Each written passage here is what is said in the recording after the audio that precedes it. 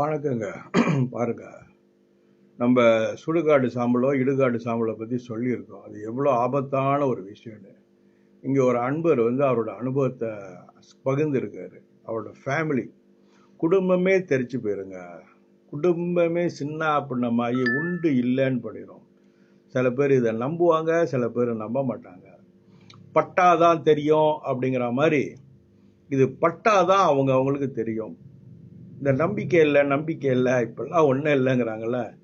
இவங்க பட்ட பாடு இருக்க, குடும்பமே சதறி, தொழில், மனைவி, மக்கள், உறவு, ஆரோக்கியம் எல்லாத்திலையும் கையை வச்சு பிச்சு சின்னாபின்னம் ஆக்கிறோம். சாகிற வரைக்கும் விடாது, இல்லை அதை எடுக்கிற வரைக்கும் விடாது. இப்போ எடுக்கிறது அவ்வளோ சுலபமும் இல்லை. ஸோ இந்த இடுகாடு சாம்பலை பற்றி இங்கே ஒரு அன்பர் பகிர்ந்து இருக்காரு. ஸோ இது எந்த அளவுக்கு உண்மை? சில பேர் டெஸ்டிமோனி கேட்குறீங்க. இது செம்மையான டெஸ்டிமோனி.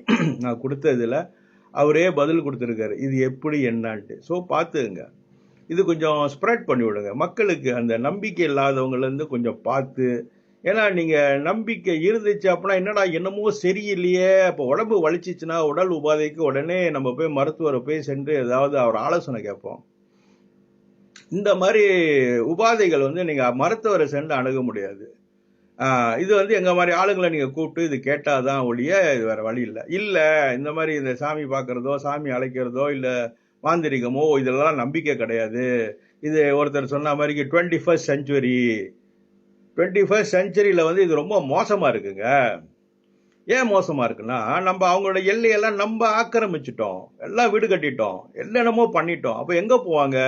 ஒன்று நம்ம வீட்டுக்கு வரணும், இல்லை நம்மக்கிட்ட வரணும். ஸோ எந்த செஞ்சுரியாக இருந்தாலும் இது.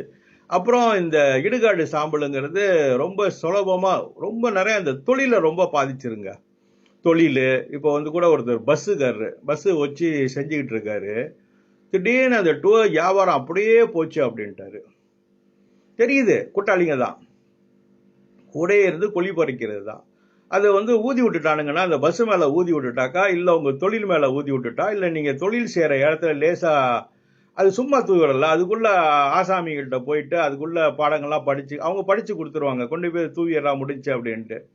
ஸோ அந்த மாதிரி ஒரு பொருளை செய்யும் நிறைய சுலபமாக போயிட்டுருங்க. ரொம்ப சிரமம். அந்த இந்த இந்த இந்த இந்த கெட்டது செய்கிறவங்களுக்கு இது நல்லாவே தெரியும். இந்த மாதிரி இதை ஏவி விடுறதுக்கு ஏவல்ங்கிறது பயங்கரமான ஏவல். அப்போ இதை எடுக்கிறதுக்கு மேஜர் பூஜை, பெரிய பூஜை. இது சில இடுகாடு சாம்பல் எண்ட் ஆஃப் தி டே அங்கே இருந்தானே வந்துடும், அங்கே தானே போய் சேரணும். அப்போ அங்கே போய் சேர்றதை தூக்கி இங்கே ஏவி விட்டா என்ன ஆகும்? இடுகாட்டில் இருக்கணுங்க. அதை கொண்டு ஏவி விடும்போது ஒருத்தன் மேலே என்ன ஆகும்னு பாருங்களேன். ரொம்ப சீரியஸ்ல அவருக்கு பாருங்க, அவரே சொல்லிட்டாரு, குடும்பமே செதறிச்சுட்டாரு. குடும்பம் மட்டும் இல்லை, அதான் நான் சொல்கிறேன், எல்லாமே பண்ணிவிடும். நன்றி, வணக்கம், ஷேர் பண்ணுங்க இந்த உண்மைக்கு. நன்றி.